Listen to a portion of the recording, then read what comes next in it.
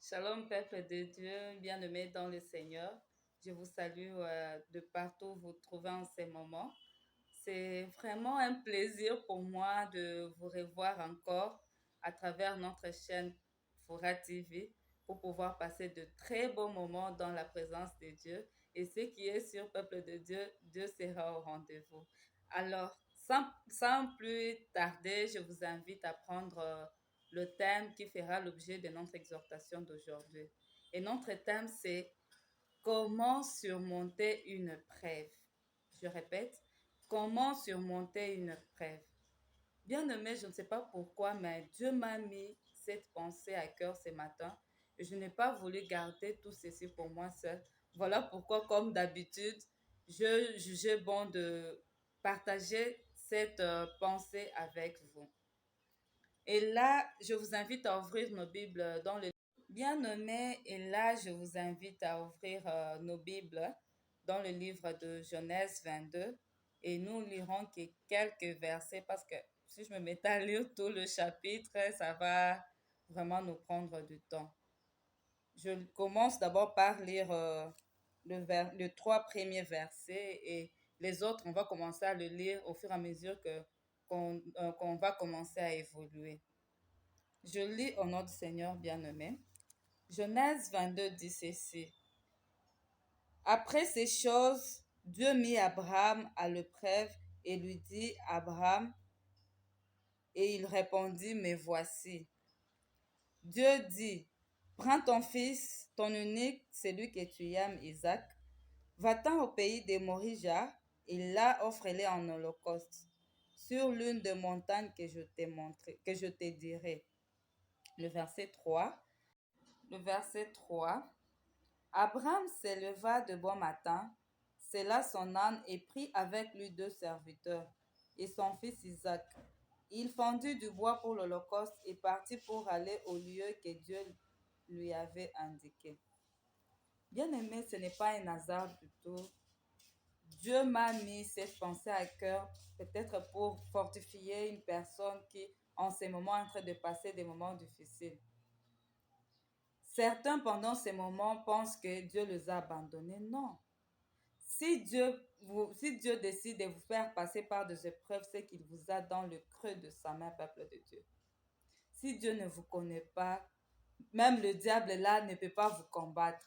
Et quand Dieu décide de vous mettre à l'épreuve, c'est pour un but précis. C'est qu'il veut vous enseigner quelque chose.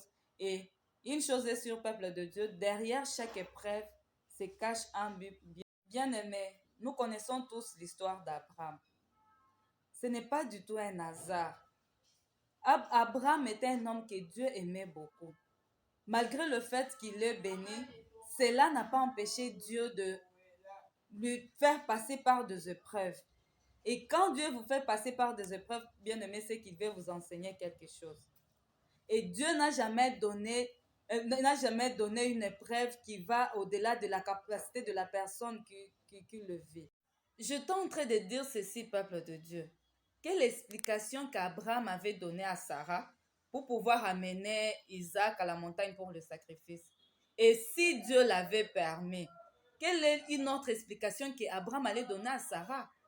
Nous connaissons tous que quand une femme a passé beaucoup de temps dans la stérilité et quand Dieu décide de lui donner un enfant, la plupart de ces femmes-là sont toujours attachées à leur fils. Et quand j'essaie de penser, je n'arrive pas à faire le point, je n'arrive pas à comprendre comment ou quelle explication Abraham avait donnée à Sarah pour pouvoir lui laisser partir avec Isaac. Par là, je veux encore vous dire quoi, bien aimé. Et si Dieu avait demandé à Sarah de pouvoir sacrifier Isaac, ce n'est pas qu'il allait le faire, non. Il voulait juste tester sa foi. Il voulait juste voir Abraham, il voulait juste voir combien Abraham pourrait sacrifier pour lui. Il voulait juste tester sa foi, peuple de Dieu. Vous savez, quand Dieu décide de nous tester, peuple de Dieu, il utilise seulement des choses à laquelle nous tenons de plus. Il ne peut pas vous dire, mais Dieu ne peut pas vous demander quelque chose qui ne compte pas pour vous.